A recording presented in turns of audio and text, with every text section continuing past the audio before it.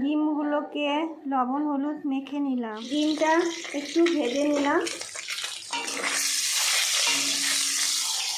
আর ডিমের কষা করব। এটা লাল লাল করে ভেজে নিলাম ডিমগুলো। মশলা ফোড়নে দিলাম। এবার 4টে পেঁয়াজ, 1 ইঞ্চি মতো আদা আর হাফ 8-10টা রসুনের কোয়া আর কাঁচা লঙ্কা 4টে ভালো করে বেটে ভালো করে কষে নেওয়ার মতো হলুদ, নুন, হাফ চামচ জিরের গুঁড়ো দিয়ে ভালো করে কষে নেব। কালারের জন্য লঙ্কার গুঁড়ো দেব ওই 1 চা চামচের মতো। চা চামচের 2 চামচ টমেটো সস দেব।